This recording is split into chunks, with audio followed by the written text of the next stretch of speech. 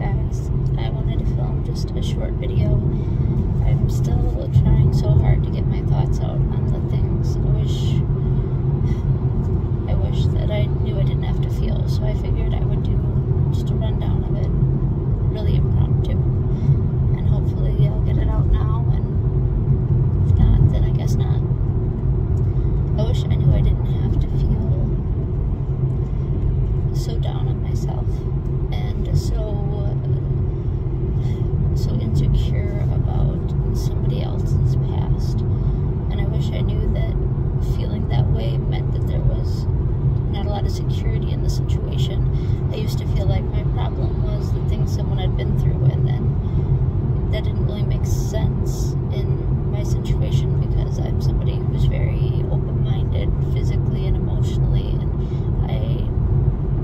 I've been very experimental when I was younger. I don't hold a lot to people, so the fact that I started getting insecure and just very uneasy about those type of things, something that someone else went through, something from someone else's past, it was just very surprising for me because that's not something I'd ever felt before, if that makes any sense.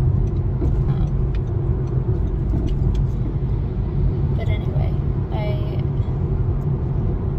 really had to look inward and see that a lot of my insecurities, my fears, were not because I was crazy or I was jealous. It was because the situation I was in was not very secure, and I was allowing myself to be in a situation that was not very secure.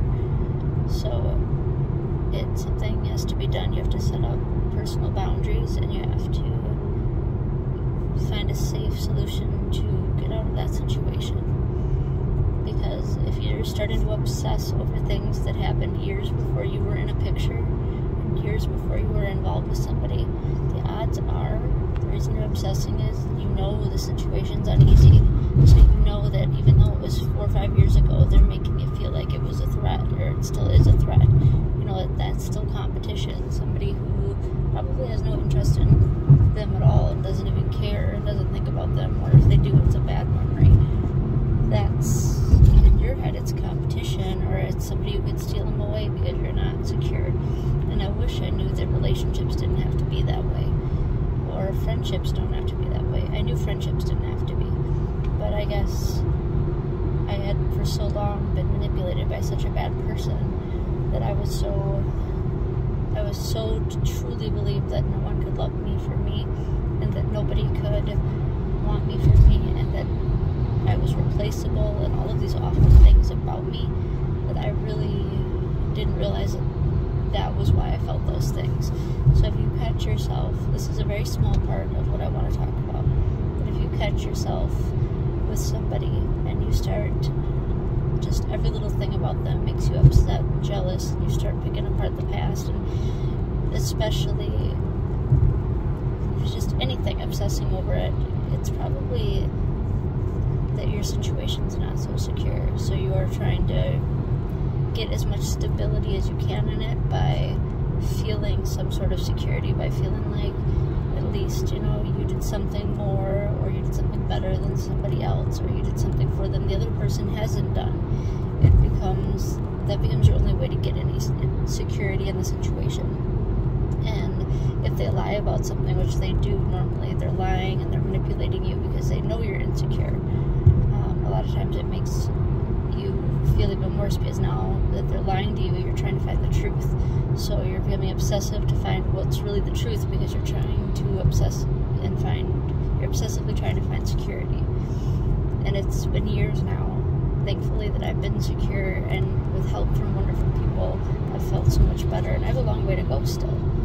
But knowing that it wasn't that I was insecure in something that somebody had done, it was the situation was a very volatile, insecure situation, and that was all the effects of something emotionally damaging happening. I wish I knew that. I wish I knew I never had to feel like I was less than worthy, or like I didn't deserve it, or like I'll never compare, or like I was replaceable, because obviously those were all manipulation